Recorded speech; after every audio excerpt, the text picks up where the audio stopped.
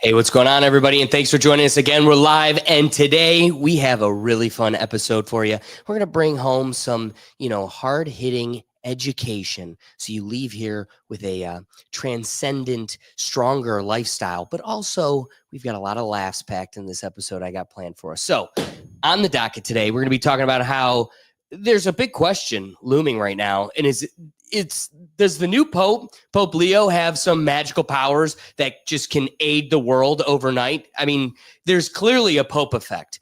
But then we're also going to talk about important dietary considerations to help promote a healthier lifestyle. And we're going to follow that up with a fun, and I think probably the most exciting part of the episode, a fun game called Snack Fact or Snack Fiction. So, that being said, joining me as my co-host today, Katerina Brinkhoff. How are you, Katerina? I am doing good. Good. And Will running the keys. Will, how are you? I'm just glad to be here, man. That's right. Well, let's get the episode going.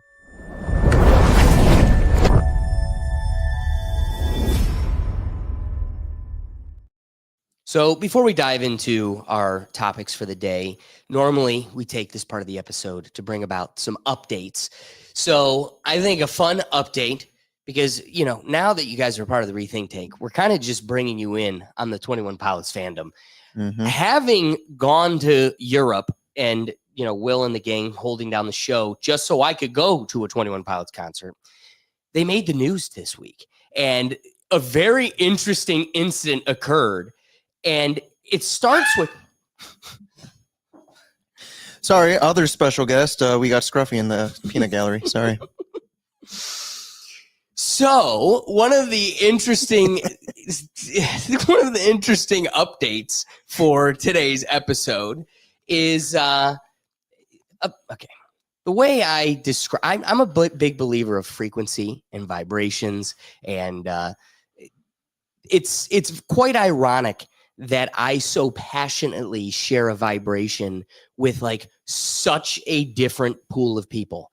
We're talking like the theater kids that also hid in the corner of theater class, like the weird of the weird. And for some reason, I'm on the same vibration as them.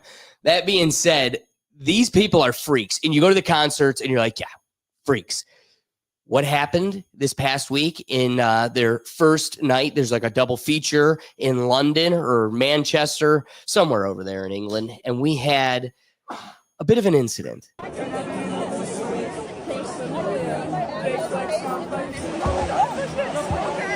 So for those that are just listening, it's saying that here's live footage of the start of the Trees drum heist. So for those that don't know, they close the shows off with their song Trees, which is this big grand finale with this big drum both artists, bring out with them. And so people just kind of assumed that they worked for the band, because who would be reaching over and like just grabbing at the drums and messing with them and pulling them around and playing with them? So where does it go from there? After the concert, when everybody's hanging out, taking pictures, they straight up walk off with the drum set. Again, we're talking like couch-dwelling humans. And everybody's just in shock. They're looking around like, is this happening? There's no way that thing works for the band. And so they everybody's in shock. Did she just walk out with the drums? Turns out, answer, yes. Here it is, in the car. They got it in the car. So, I have to do a Josh Dunn plug here since he lost his drums. Because somebody stole my drum set. Now I just sit in silence. It's pretty good. It's pretty good. It's pretty good. I love when people document their crimes, Oh, my God. Oh, yeah. All right. Yeah, so that was easy. Katerina's got her finger on the pulse. Didn't make it very far. Yeah. Apparently, the stadium had video footage of them, like, literally everywhere they went, through the whole concourse and out. They were able to track it and found it in this person's hotel lobby.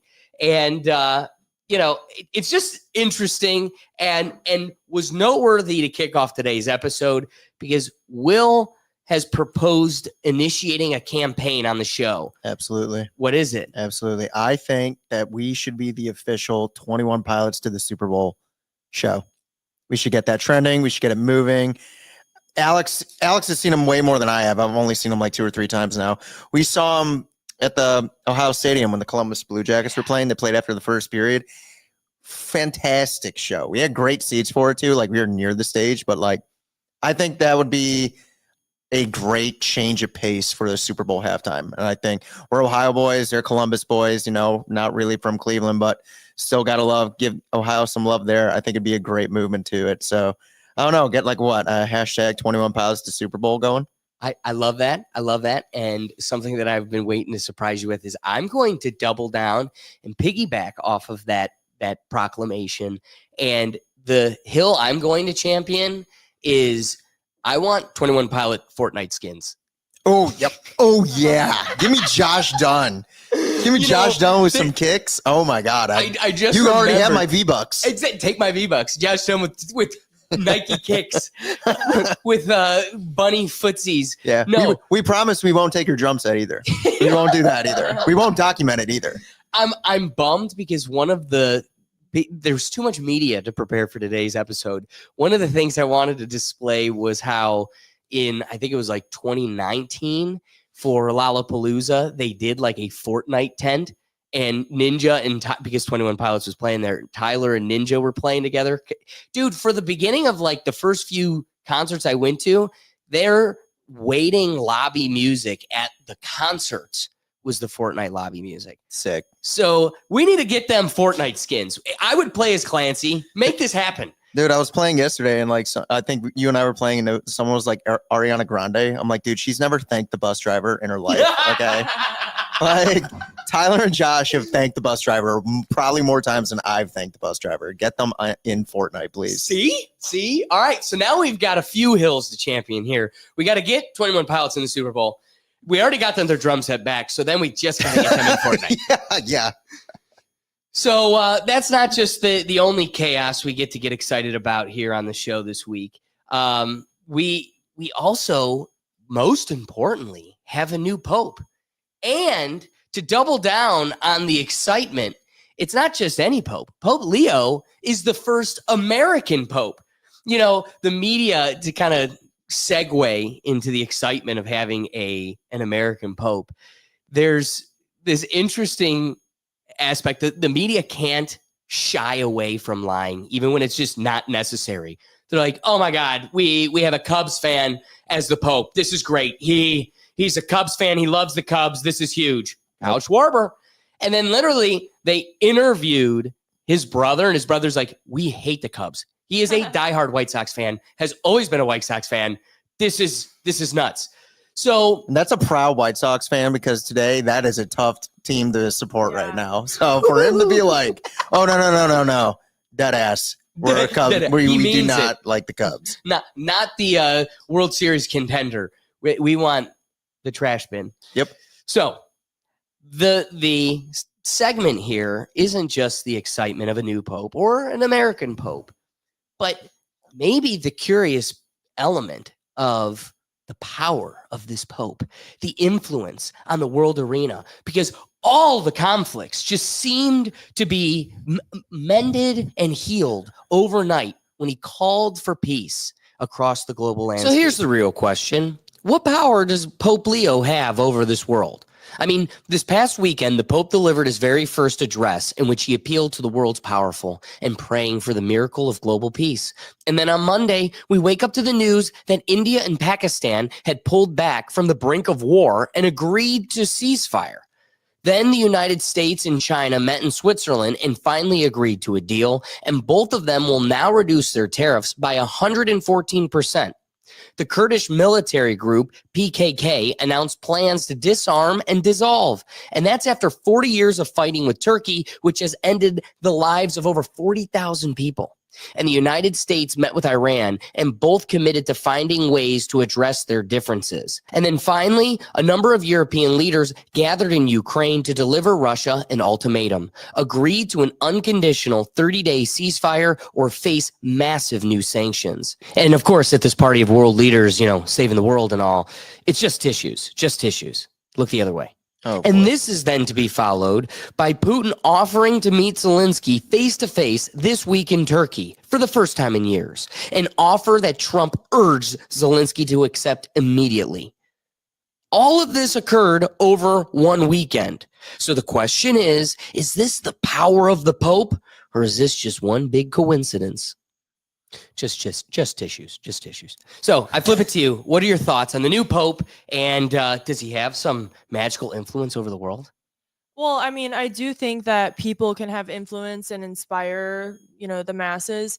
I also, one random little thought that I had when I was watching that too is we also have to keep in mind like the time of year it is and whether you believe in it or not, but like, the things that are happening, like, in a planetary way or just overall, like, in the world, like as the seasons shift, like I do think that there's like a energy that is carried throughout the different times of the year or different things like that. And I think that these big events like definitely contribute to that influence.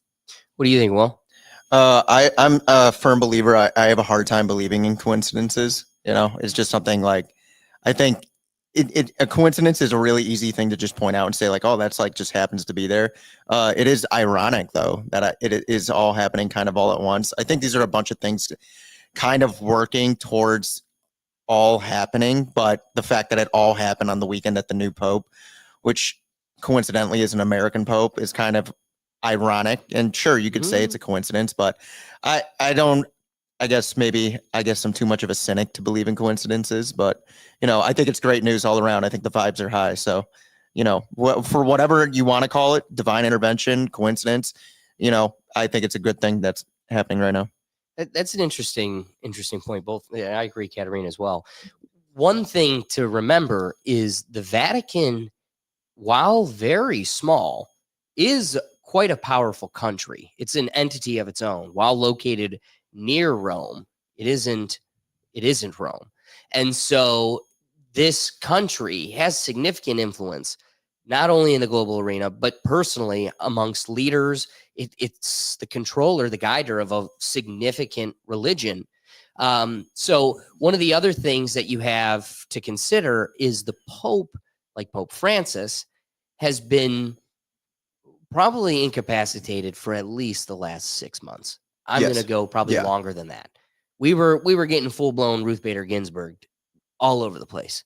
And, when people were like, we need to see this guy, I don't believe he's alive. He came out, shook a little bit, and then they were like, oh, he's gone. Guess we got to go play with the smoke for a couple weeks. And it's interesting timing. Mm-hmm. When the Vatican was docile and weak, people were able to run rampant. And it's not to say that I think the Vatican is like the world police or has this world influence, but I think it's part of a greater network.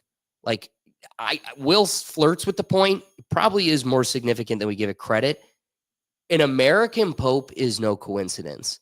They were talking about making it the first African American or the first African. What do you say when they're not when they're not African or American? They're just black. The first black Pope, but it technically would have been African because they wanted to take him from Ghana. They were like, here's a Pope from Ghana.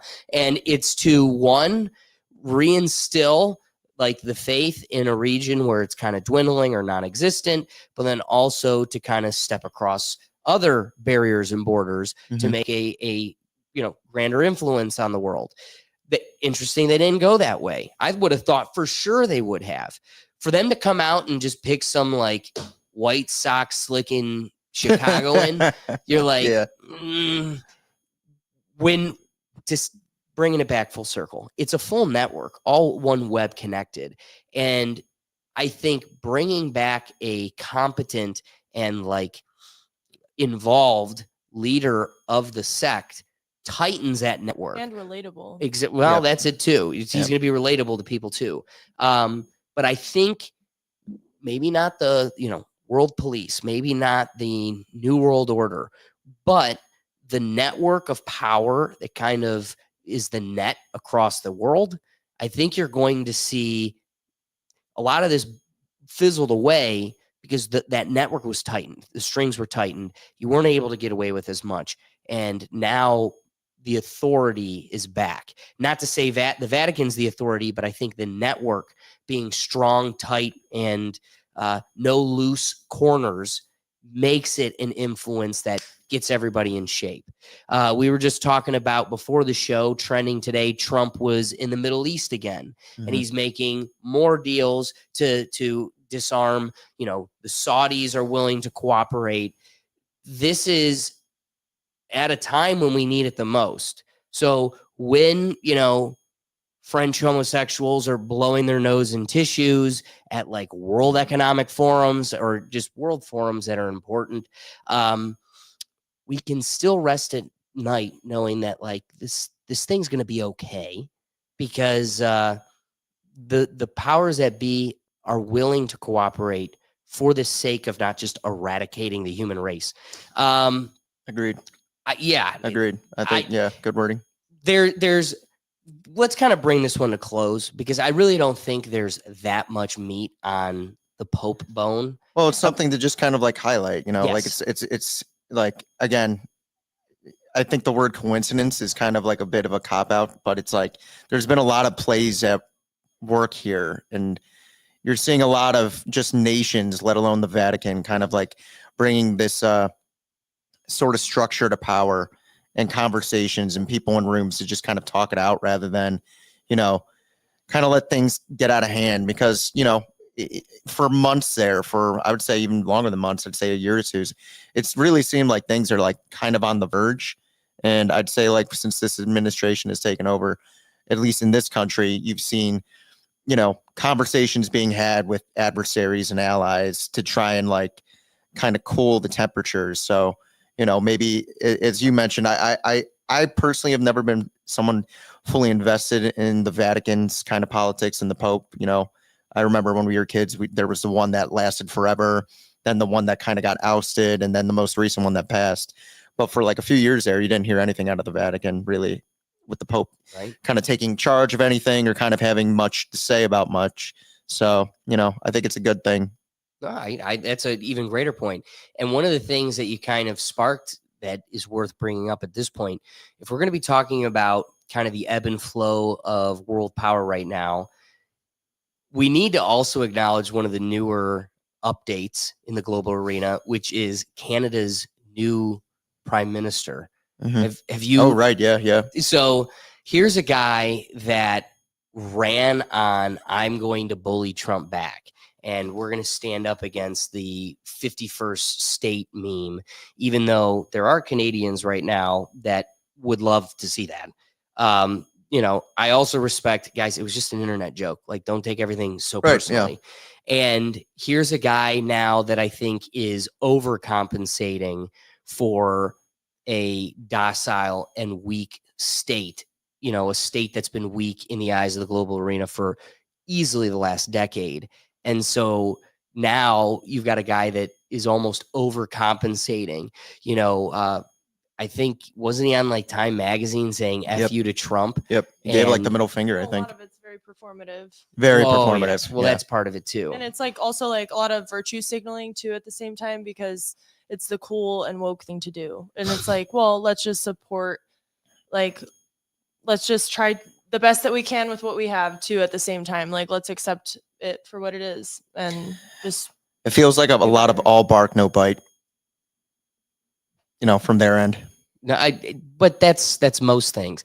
And what's funny is like, I am very unimpressed by their new prime minister, but at the same time, I sit back and I go, I'm glad to see Canada's got their bite back, because everybody has thought you've had no balls, and at least you're standing up for yourself in a way that it's like, okay, it's kind of like if you're at recess and you're controlling the jungle gym, like it's kind of hard to display your force to like some docile, like weak child.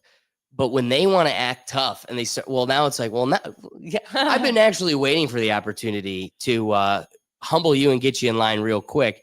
That's one way to do it. It's like, I'm glad you got your bite back.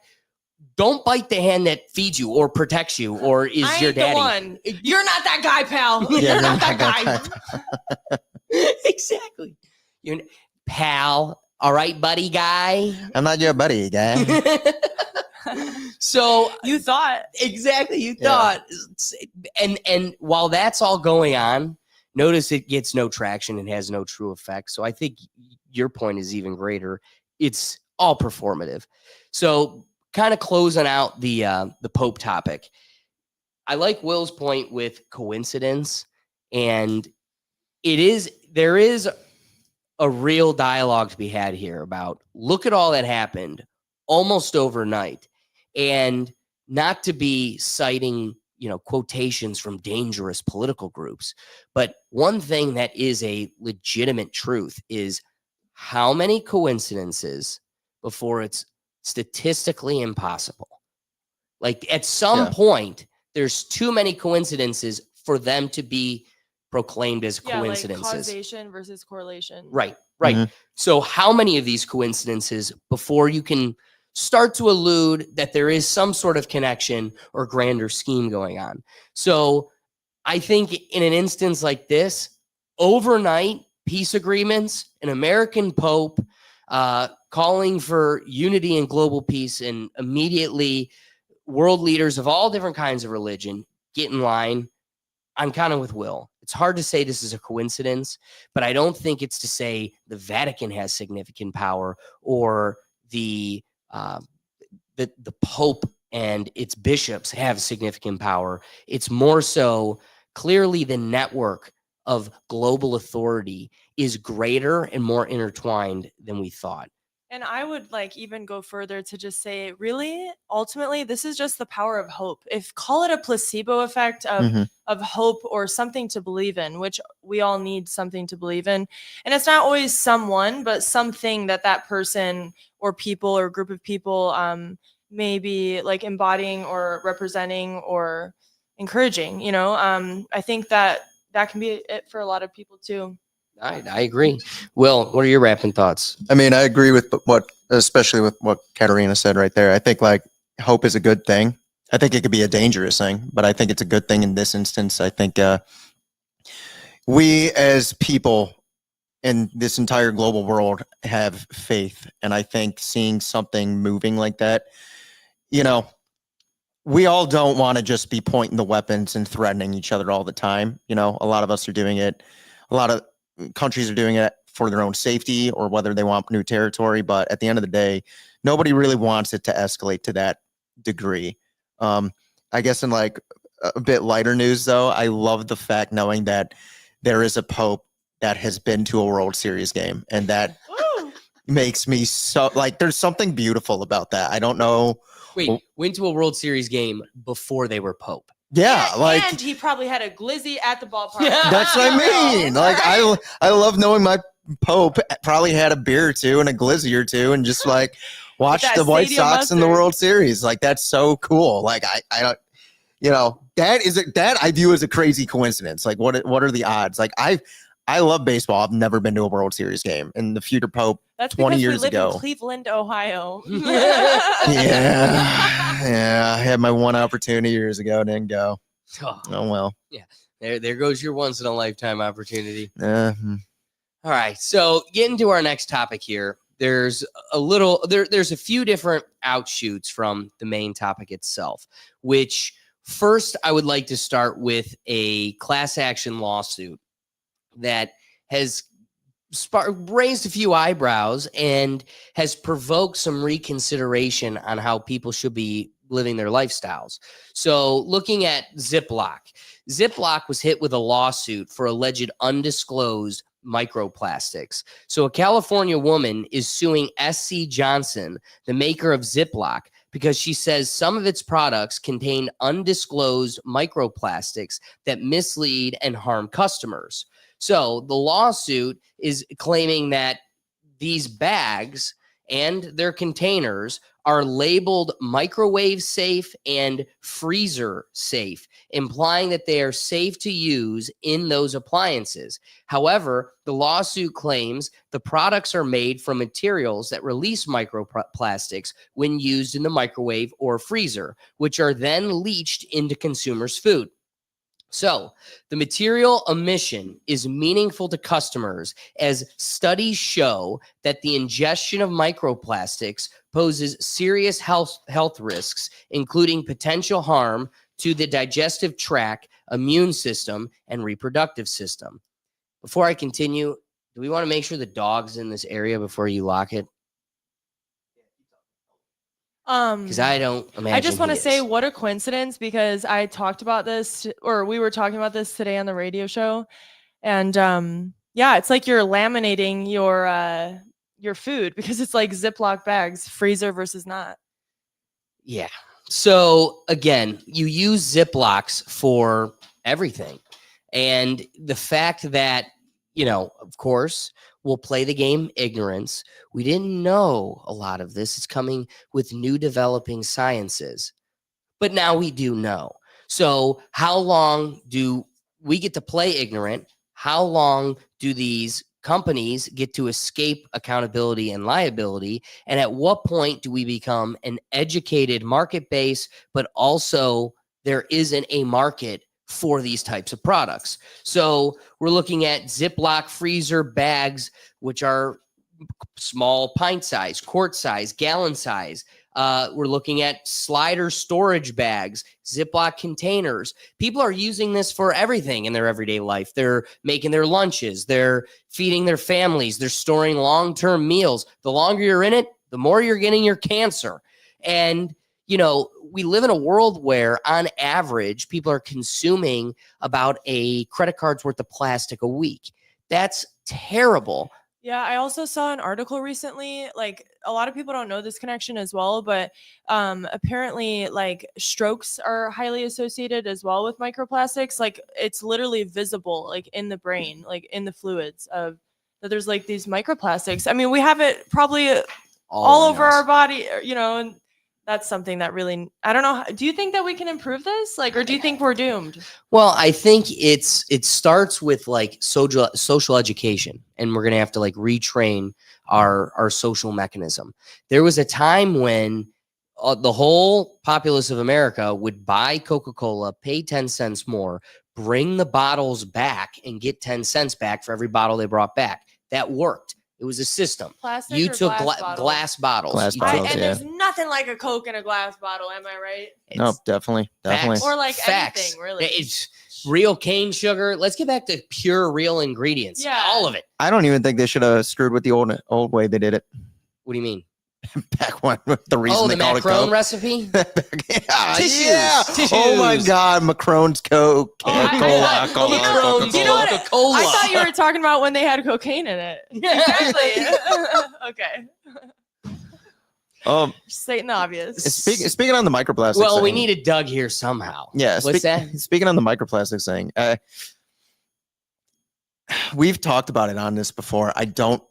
And I agree with you. There's a way you got to kind of readjust the education for it and like the way in which we use and reuse these materials. But unfortunately, with the way people are today and like the ease and access to things, I just don't see it really being something that can be remedied, unfortunately. It's a scary reality. And as you kind of brought up, Katerina, it's like, what would you like to see?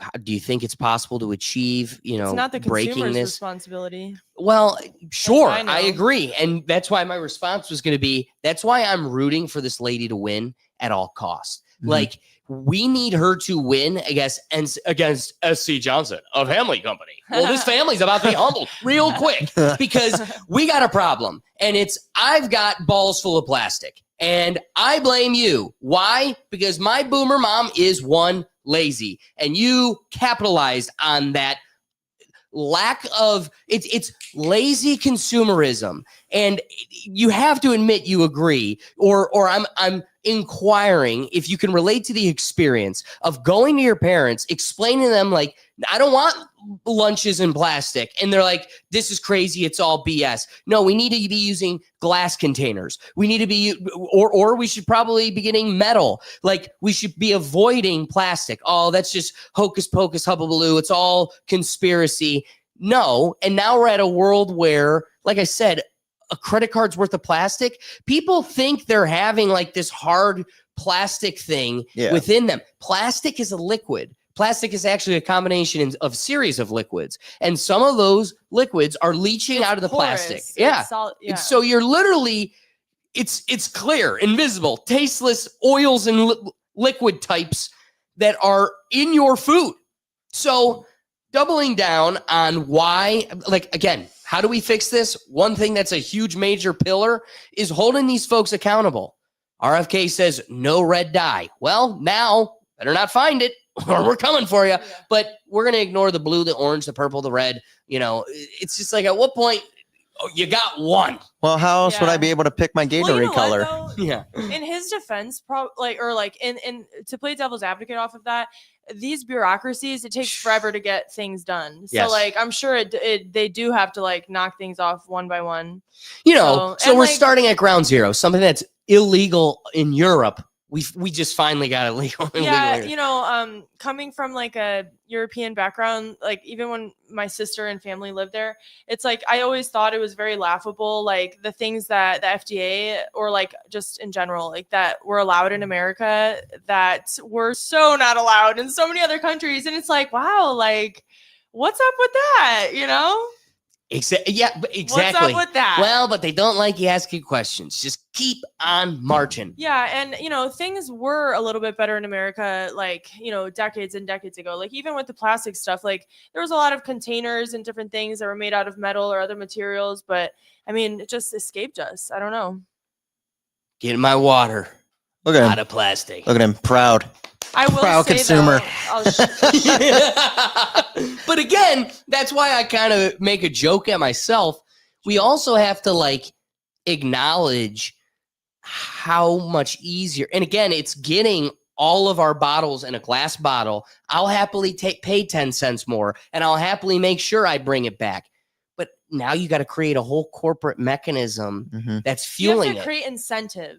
That is a big, usually a really big thing with sustainability. Like, because even and that is more in a corporate versus consumer aspect, like creating like corporate incentive for like massive scale businesses to make influential decisions, because the consumers will fall in line regardless, because they're just taking whatever option they got. Right. It's true. So it's true. So kind of, I don't want to punch down on one problem company because, again, it's not just them, but we got a scab, so at least we got a starting point. Call a to spade pick a at. spade. That's right, and this one is extra spady. So, looking at SC Johnson and Sons, the company, I wanted to see what other kind of legal and social criticisms or accountability instances they've been faced with lately. And it starts in 2020 with Windex's non-toxic labeling lawsuit. Plaintiffs filed a class action lawsuit alleging that SC Johnson's Windex products were misleading, labeled as non-toxic, despite containing ingredients that could cause skin and eye irritation. Although the court dismissed the initial complaint, it allowed the plaintiffs to amend and refile their claims. And of course, as they all do, it ended with negotiations. That was followed up in 2021 with Method Products settlement. SC Johnson agreed to pay $2.25 million to settle a class action lawsuit alleging that its Method brand falsely advertised certain cleaning products as non-toxic, despite containing ingredients potentially harmful to humans and environment. The settlement included a commitment to cease using, quote, non-toxic labels on these products. We're not going to make the product less toxic. We're just going to stop calling it non-toxic. Exactly. That was then followed up in 2022 with a benzene contamination lawsuit. Class action lawsuit was filed against SC Johnson concerning its Sun Bum sunscreen and after sun products, which were alleged to be containing benzene, a known human carcinogen. The plaintiffs claim the company failed to disclose this contamination, rendering the product unsafe and worthless. And then finally, just in 2024, Family Guard disinfectant misrepresentation lawsuit in 2024. Class action complaint was filed alleging SC Johnson misled consumers by marketing its Family Guard disinfectant products as safe for use around children and pets, despite containing chemicals like alkylyl dimethylbenzyl ammonium chloride, ADBAC. You've got way too much of the front alphabet. You already know you're poisoning yourself, which may pose health risks. And the messed up thing is that like a lot of families and parents like trust J&J for like a lot of baby type products, and like even baby powder. I don't know that you mentioned it, but like back in the day, I know like, you know, it having talc and like other things was like linked with cancer and things like that. And you're putting that, you know, on your infant like since its birth, like practically, you know what I mean? So yeah, it's definitely a hard one to forgive, you know, as a consumer. So one of the things I'm looking up now, because I didn't want to correct you and be wrong, but I want to confirm that SC Johnson is not the same as Johnson & Johnson, which is a clear. So no, they're not the same company. Yeah. And I so didn't think SC so. Johnson is a Okay, privately gotcha. held company. SC Johnson, a family company, and Johnson & Johnson is a publicly traded company. And that's an important distinction because it just delineates where their loyalty lies. Yeah. Johnson & Johnson has a legal obligation to their shareholders, where SC Johnson could choose to be Okay. a morally Morally, okay yeah. company That's if a they good wanted point. to. So not only did they have all of those legal issues, but they also had social criticisms in the last few years, like the use of galaxolide in fragrances, which it brings environmental disruption, and it was brought about by public pressure. They also have a lack of transparency in their ingredient safeties. Reports by organizations like Women's Voices for Earth highlighted SC Johnson's insufficient transparency regarding its ingredient safety standards. And then finally, their environmental reporting and toxic policy.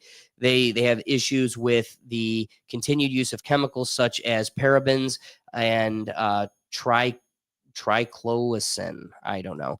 And these are all considered poisons. So I say this is like an important, the list in its entirety is kind of an important acknowledgement, because again, how do we get to a point where action's taken? How do we see the change we want to see?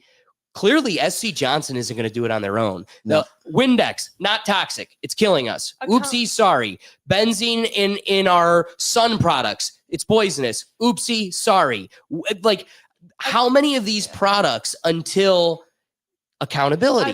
They're not going to do it on their own. Say accountability cannot just be encouraged; it must be enforced, like to some extent. And Right? yeah, I mean that's just something that is. I don't know if it's the responsibility of like, you know, government type agencies or what, but yeah, people need to get together and form some type of regulations that are enforced and incentivized. Well, I definitely would have thought that the government would step into that role when my tax dollars are fueling an agency whose claim is to be vetting all of this for safety. So when you're getting a $150,000 annual salary and you have a collection of yachts, I sit back and go, who gave you the yacht? My tax dollars or SC Johnson, who accidentally gave me poisonous sunscreen, poisonous Windex, poisonous beauty products? Oh yeah, ooh, whoopsie, it got past us, and they should have put it on the label, but they're saying whoopsie too. So Red Bull can get in trouble for telling you have wings when you drink it, but where's the true accountability in like the most sensitive products to our everyday life? One of the other things that kind of runs parallel to this, different than the news story that came with the lawsuit of Ziploc. One thing that I've kind of wanted to go down the rabbit hole of, knew about it, but didn't know a lot of its details, were the need of cutting out seed oils in your everyday diet. So seed oils like canola oil have been a hot topic on social media for years, with plenty of people claiming that they're unhealthy. While these oils aren't perfect, they're higher in certain types of fatty acids that's linked to inflammation, and overheating them, which is, I think, the only way you use these oils, is overheating them. So that's a key point. But overheating them could cause the formation of potential harmful substances. The American Heart Association says that they aren't necessarily bad for you, but definitely can have long-term potential dangerous effects. And of course, plenty of dietitians and doctors seem to agree with this point. So what are seed oils? Seed oils are extracted from the seeds of plants like soybean, sunflower, safflower, canola, and cottonseed. They're high in polyesterated fats and especially omega-6 fatty acids. There are a lot of different seed oils, but some are more common than others. You're like, again, canola oil, corn oil, cottonseed oil, soybean oil, sunflower oil, the safflower oil, grapeseed oil, and rice bran oils. Also worth noting, olive oil and avocado oils are not seed oils. Proudly exclaimed by a Greek, I tell you, you can lean on the olive oil. There are a few reasons why seed oil is getting so much negative attention. There are a few reasons.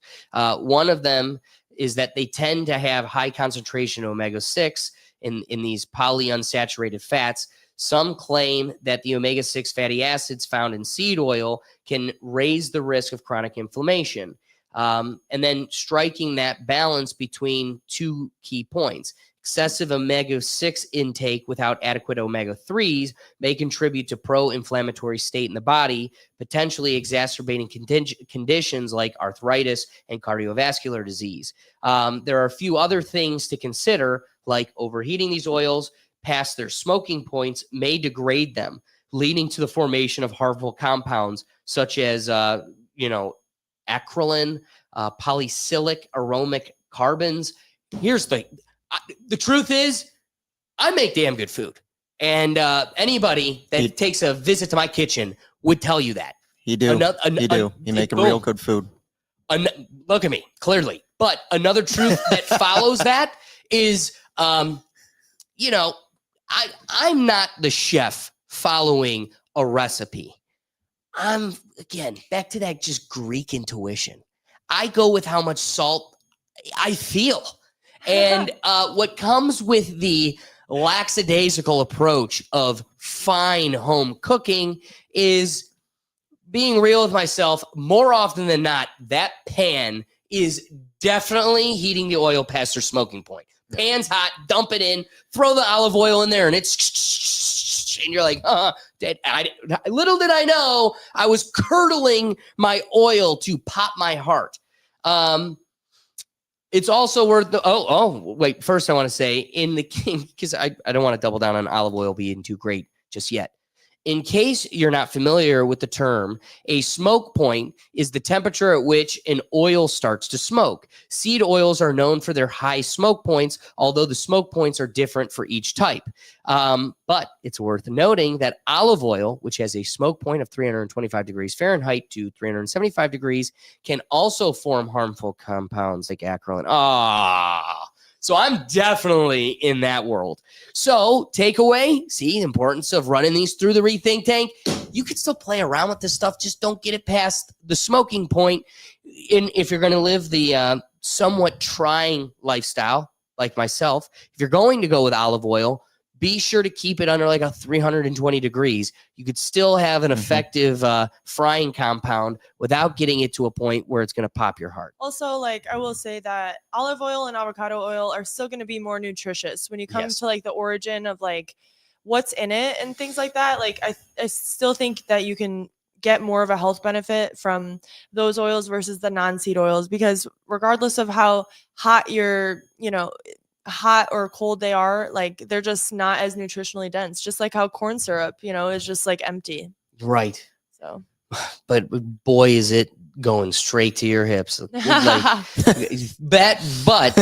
a lot of the potential issues with seed oils stem from the way they're used. So it isn't like you were saying, there are better oils that you can, rely upon or lean upon. But more than anything, it's the way you're using them in your cooking. If you're just splashing some olive oil on the pan because you're making eggs, healthy dish, and you're not really using the olive oil as a necessary compound. Right. Using olive oil in your brownies, you're not frying it.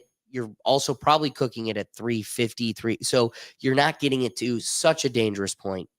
They're also brownies. So that's your bigger problem. Moderation. Yes. Balance. So when they kind of slip that in there, it's like, well, it's not they're so bad. It's just, how you use them. It's like, but can we have a real conversation? The only thing these stuff is used for is bad food. Like, yeah, if you're sprinkling it on the pan for eggs, the meal you're having is eggs. When it's the juicy, buttery, warm compound of your brownie, it's the oil. Or when you're deep frying your chicken, it's the float. Like, it's what's floating in it. Like, that's probably your problem. They're saying the way you use it, because unless you're using it just moderately, you're using it the way everybody uses it otherwise, which is probably the worst way you could do it. Any thoughts on seed oils? Yeah, just to say that, like, I think that as long as you do it once in a while, I feel like as long as you are balanced and measured, that you can enjoy that sometimes, and also just be intentional about like your food choices and health decisions. I agree. Will, do you have any thoughts on this? Dude, you know me. Do I look like I have the right food appetites? Like, I cook and stuff, but I can hardly keep a pound. Tell them on what me. your mastery chef meal is. A mastery chef meal. Yeah. It was funny. I want to know. This isn't my mastery chef meal, but you made me think of it when you brought up like olive oil and butter. I was like, dude, I've made butter noodles, yes, that's what I was fishing for. Like, drenched it in olive oil afterwards, and that's like me, like just a little bit after a drink or two. I get home at night, and I'm like, this will fill me up. I won't feel it in the morning. Yeah, I mean, I like to cook. I like to try and be conscious of it. As you know me, I don't eat much, but what I absolutely love is when you bring it up. And for the viewers at home that don't know, Alex is a good cook. He's like a Powerpuff Girl like theme song, sugar, spice, everything nice. Like, you should see him, man. We need to get you an apron or a bib or something, man, because you've been in there working. I should be stealing Something's Burning from Bert Kreischer. Oh, absolutely. We could make that a Rethink Tank hit. And we could show you guys some culinary tricks to make your home the hopping spot. Oh, a new segment, Cook 'em with Rethink. That's right. Rethink meals. Rethink meals. Yeah. There you go. Yeah. Healthy meals Yeah, or unhealthy but delicious meals, but rethinking how you make them. Yeah, watch us at our friend's house on a Sunday morning for Browns games, just cooking for hours on end. Well, those would end up being the least healthy meals. But you see that stuff floating? That's that olive oil I warned you about. So one last little piece of knowledge I want to drop as we kind of put a bow on our health dialogue here and all these kind of different angles of consideration. When we're talking about the containers at which you're cooking and storing in, but then doubling down on the compounds and mediums you're cooking in or using with your culinary skills, I want to talk about then the mode at which you cook, looking at pans and kitchenware. How to use a carbon steel pan, which is now taking and trending and taking the culinary scene by storm. All of the kind of culinary experts are pushing for everybody to be using carbon steel pans. And the beauty of kind of committing yourself to the trend is you're going to be committing yourself to fully non-toxic cookware. So it can become your everyday go-to, but only if you know how to use it. You may have heard of professional chefs raving about carbon steel, but what exactly is it? If you guessed, it's similar to stainless steel. You're not wrong, but carbon steel is a kind of cross between stainless steel and cast iron. You can get it really hot like cast iron, and it holds heat well, but it's thinner. So it heats up and it cools down faster. This makes it great for searing or any kind of high heat cooking. Carbon steel is an alloy, a metal comprised of both carbon and iron, and it's naturally non-toxic. So practically undestructible and generally more affordable than high quality stainless steel. And that's the kind of biggest takeaway, is the thing that has kind of held people up from taking the full commitment to this world is how expensive stainless steel is. And you can tend to overcook things or burn things. And that's why you'll see a lot of people, with the cast iron, there's a way to cook with that. And it's really kind of oven cooking, because if you start with the sear, you're going to end up burning it. It stores and holds heat at a longer capacity, and the cooking, especially like meat or something, you got to be a lot more sensitive. Or if you're baking, people love their cast iron cookie skillets. The problem you're going to face is you're going to burn the outsides, and the insides are going to stay like soft before they even start baking. So while if you get that science right, you can make some great meals. It's very difficult, and the metals are super heavy. Take a lot of space in your counter. It's tough for mom to be manhandling that stuff around. And like I said, expensive.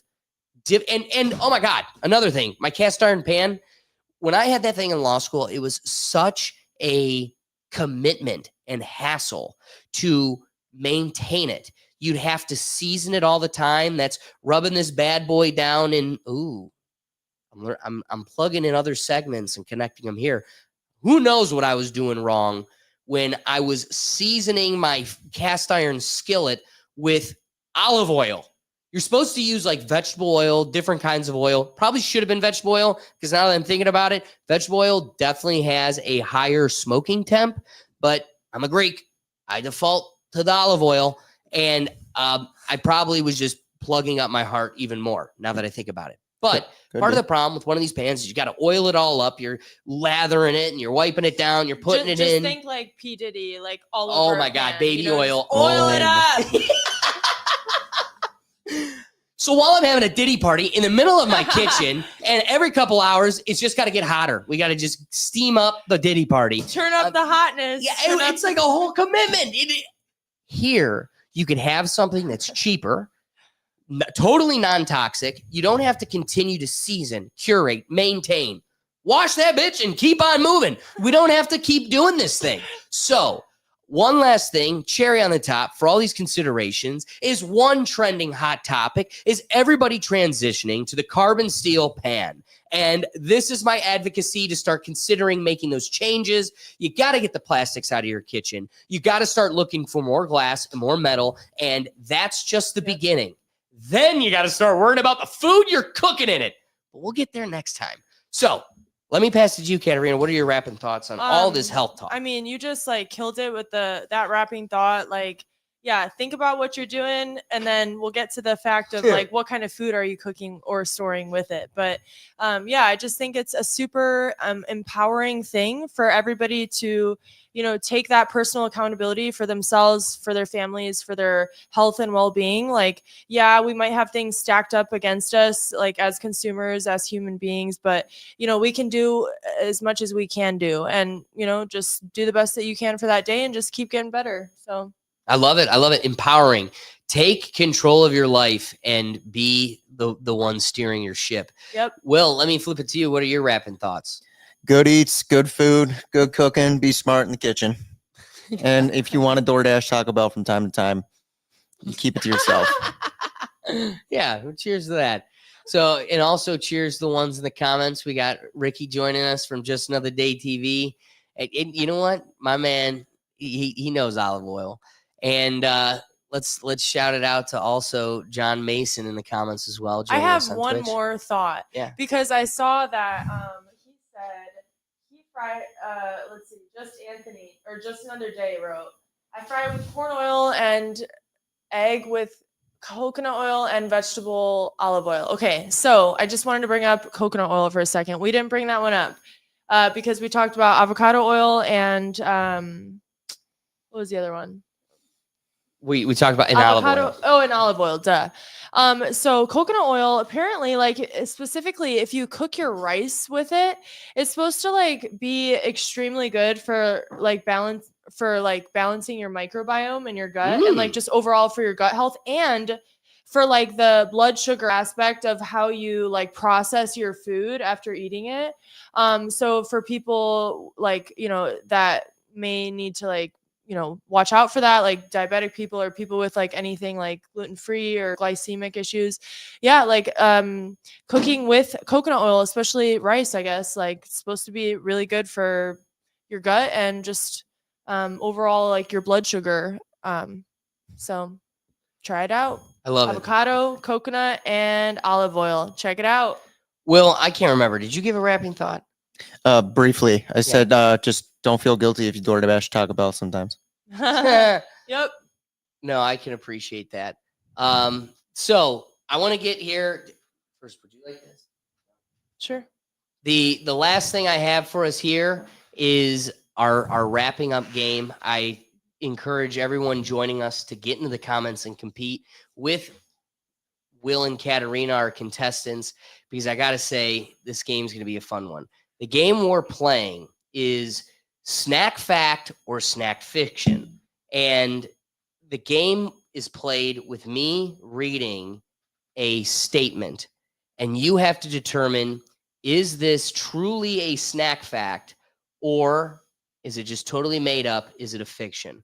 So, that's it. That was definitely a napkin. I just had to queue up some pictures because some of these you got to be able to balance it. That was definitely a napkin. Before we get to that one, that's right. It was a tissue. Sorry, he had a runny nose. I know. He had a bloody nose. The game skiing will do that to you. It's a dangerous sport for many. So the first, I got 12 questions here and a potential tiebreaker if necessary. So it's going to be Will versus Katarina. Will, we're going to start off with you. Great. True or false? The original color of carrots was purple.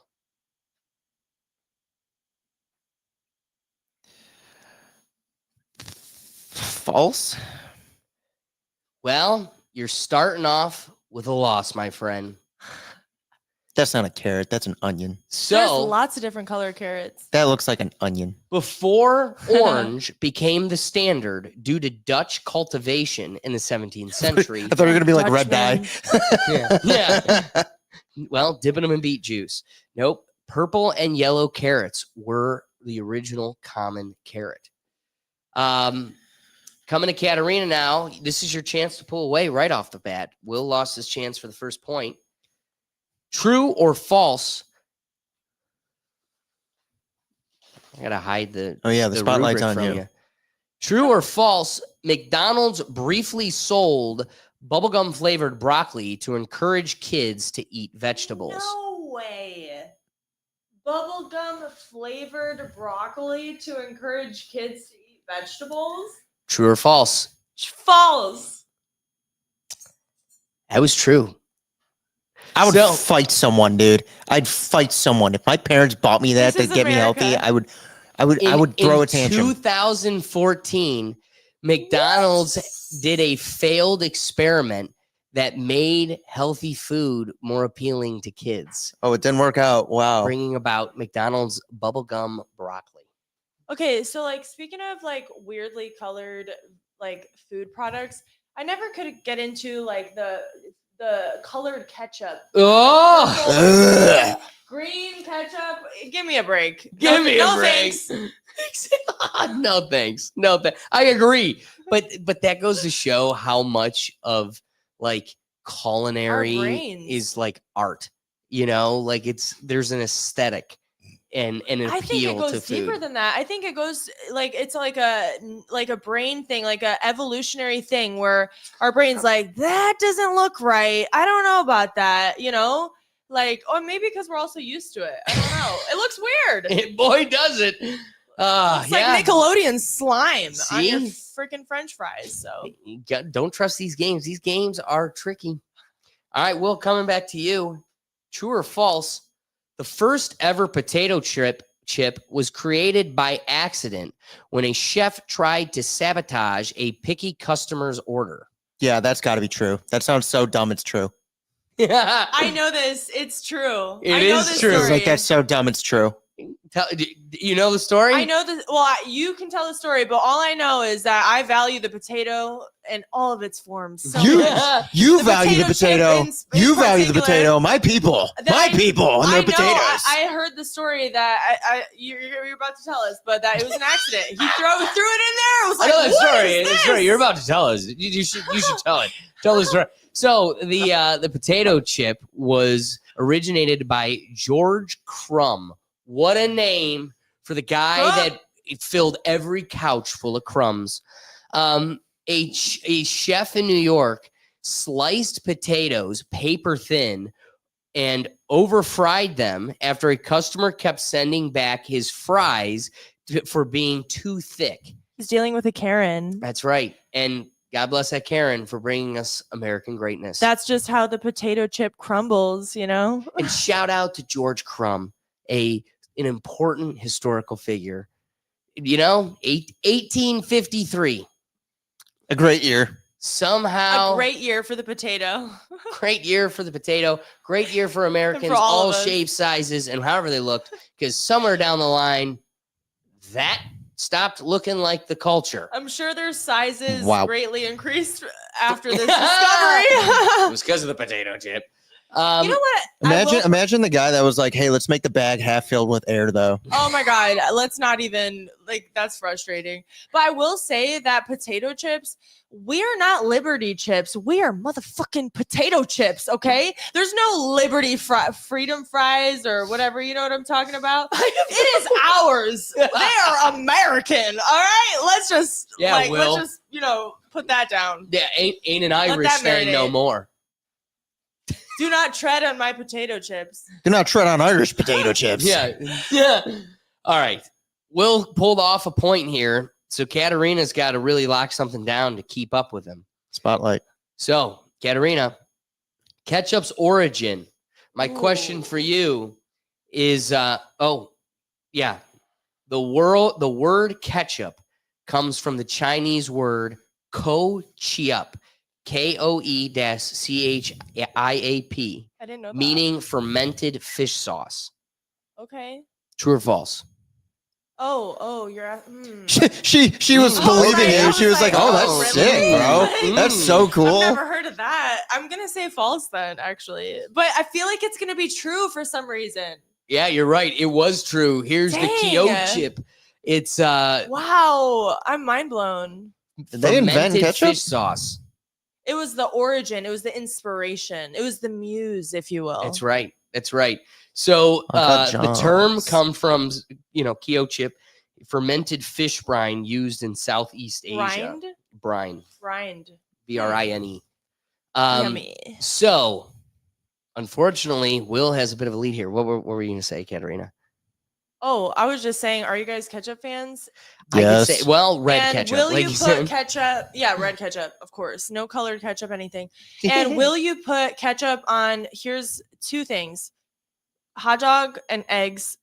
Hot dog / hamburger, eggs. For me, I can put them on any of them. Yep. Not that I always will. I don't need to put Hot them on dog, there, yes.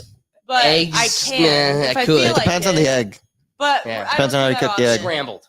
But Scrambled. I do the mustard and the ketchup and the relish, preferably on the hot dog when I got the options. That's a girl that knows her glizzy. Especially the Burtmans. If you're from Cleveland, you know. If you know, you know. If you know, you know. Burtman's And Ballpark. I definitely appreciate the passion for the dog because we're American. Will, Yeah, this is your chance to pull away with an even further lead. I'm the new Doug. That's right. Yeah, Doug does dominate these. Doug does dominate. So, my question for you is Cheetos were originally invented as military food supplements during World War II. True or false? I'm gonna say false. Correct. That was false. Nice, Nice. nice. I know my World War II. That's right. Boy knows his World War II. All I've right. seen Saving Private Ryan. I never saw a Cheeto. No, I had to have been Fritos or Doritos or something. Like somebody snuck up in there. Well, coming to you, Katerina. All right. Speaking of Doritos, the founder of Doritos was also a magician who used crushed chips in his stage acts. True or false? Crushed chips. Okay, first of all, I am an honorary member of the I Love Doritos Club. So, When she does a magic trick, she makes the crushed up Doritos disappear. Yeah, I know. But okay, I'm gonna guess false. You're But- correct. It was okay, false. it is false. You got Okay. a point. There we go. Okay. See, you're on the board. All right, Hey, I'm working on it. She was very nervous for that. I was like, every time she's answering now, she's like, true, but it could be false. I don't know. I don't know. Oh my See, god. it's a good game. I made a good game. Yeah, Yeah, it is right? a good game. That's right. I like these games. All right, coming to you, Wilbur. In 1986, Japan had a limited edition Pepsi that was flavored like soy sauce. True or false?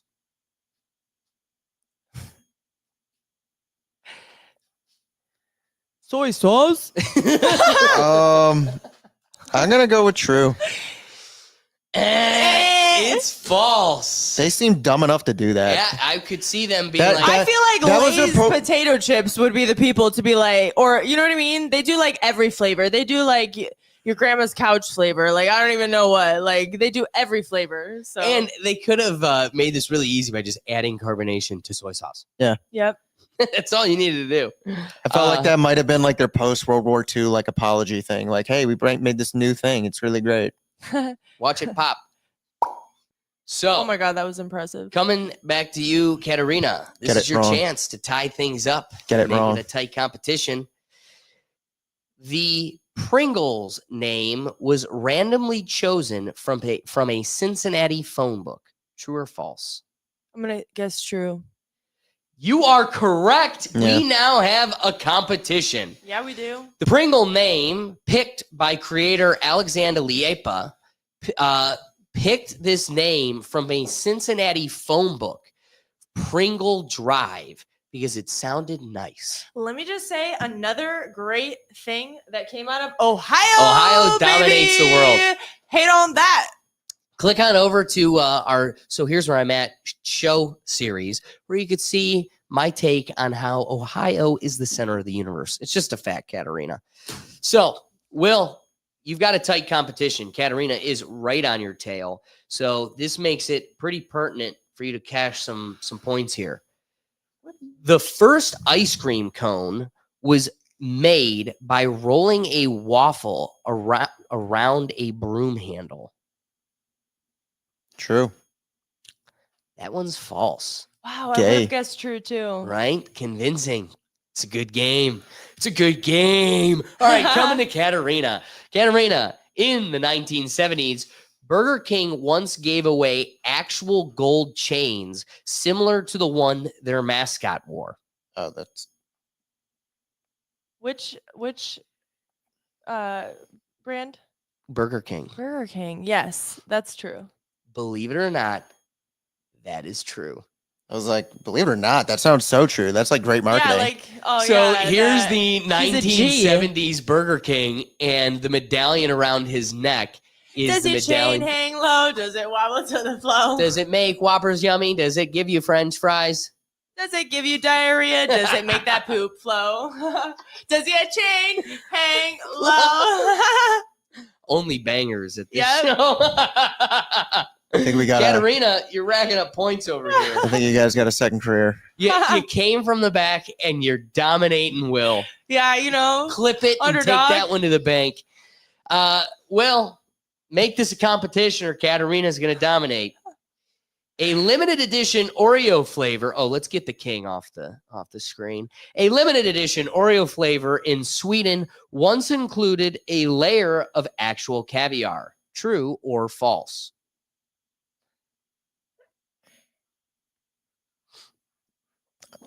I'm just saying false because I want it to be. False. Yeah. That is a true answer. This viral picture went all around Russia While Oreos have never had wild but they're known for the wild flavors like green tea, wasabi, hot chicken wing. Caviar was never one of them, though there was a fake photo spread throughout Russia as a meme. They're like the cookie version of Lay's.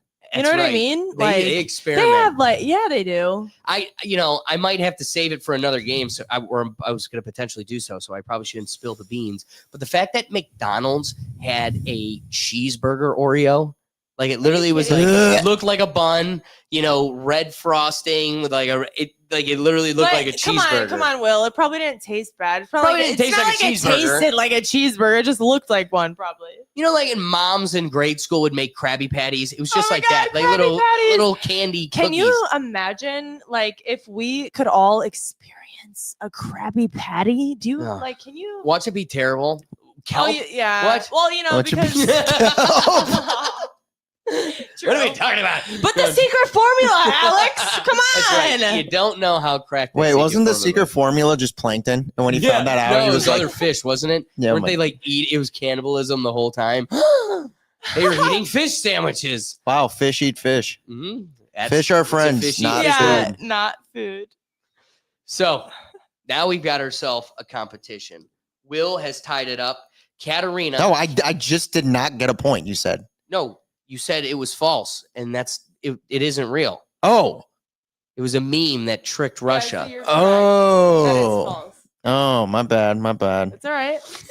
See, I'm glad it was false. I was like, that's a dumb idea. Oh, that'd be so gross. But then again, it was what? Switzerland? I'm like, they're out there. Yeah, well, there's a bunch of cultures. They'd be doing some weird shit. Even Russians, I wouldn't put it past them. They love caviar. They could totally make something like that. And it's expensive. They love it. People buy shit just because it's expensive. Listen, yeah, they do. Listen, the Russians may love caviar, but they saw that Oreo and thought, wow, they're losing it. Yeah, also they banned most American products. They would not allow Oreos probably even. They're not as bad as North Korea, obviously, and I don't know, but they got rid of McDonald's. They got rid of a bunch of American things food wise. So no wonder Putin always looks so pleasant.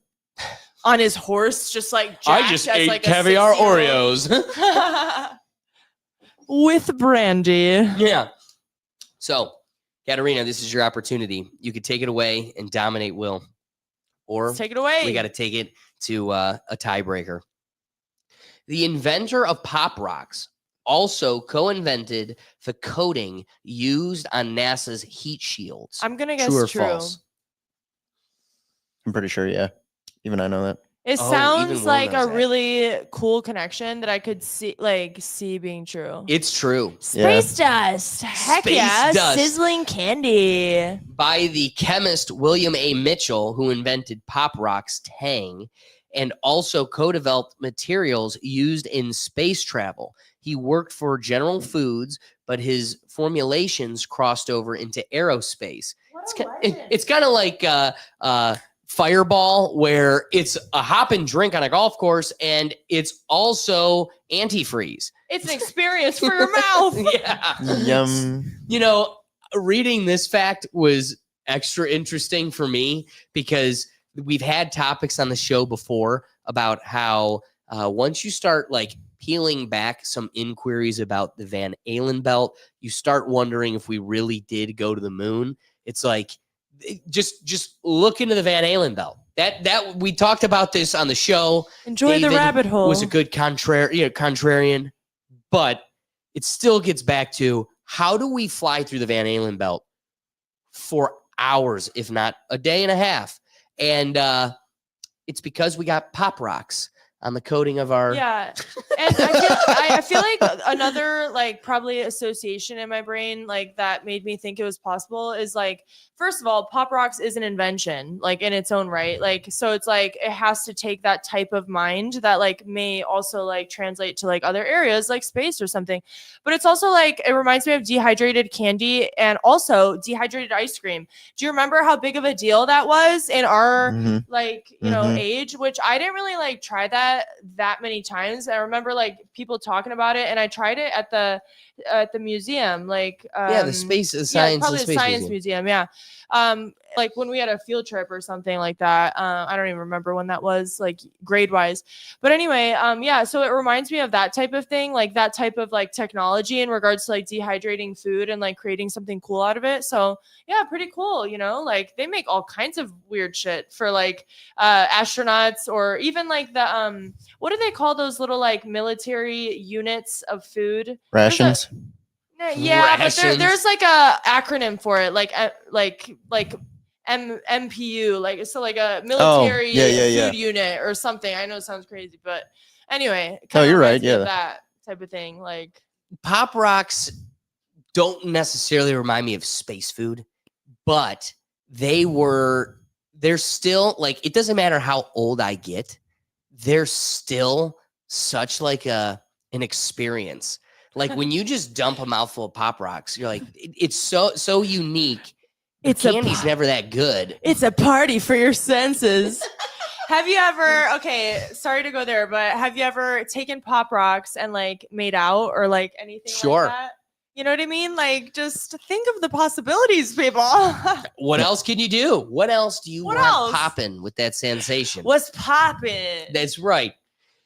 So while Where's Jack Katerina, Harlow? well, yeah, while we crown you the queen of the competition and you have dominated to take the crown, for the fun of it, our lightning round tiebreaker, I'm just going to throw out to the folks listening, jump in the comments.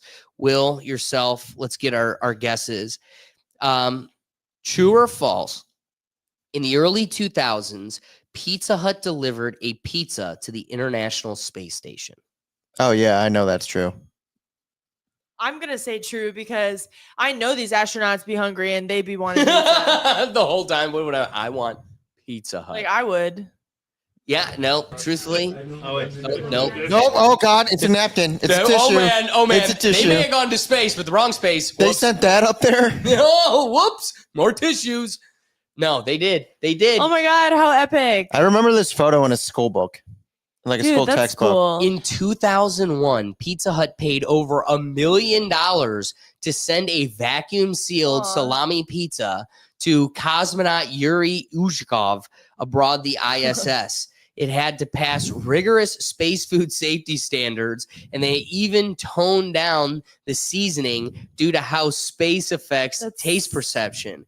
It was part of a PR stunt, of course, and Pizza Hut even briefly put their logo on a Russian rocket. That Yep. is hilarious, especially that they sold it to Russia, Yeah, like the they're like- Russian astronauts.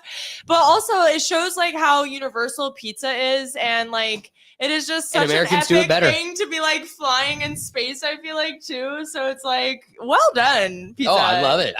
Brilliant What is marketing their scheme. What is their slogan? I don't know. Have it your way. We got the pizza.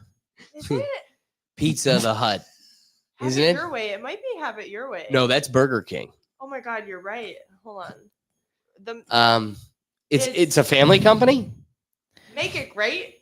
Your favorite? I don't know. No one out pizzas the Hut. That's What? it. That's no one it. else No pizza one the out Hut. pizzas. That's That's kind it. of like, I'm sorry, that's kind of Yeah. a little bit dumb. No Yeah. one out pizzas the Hut.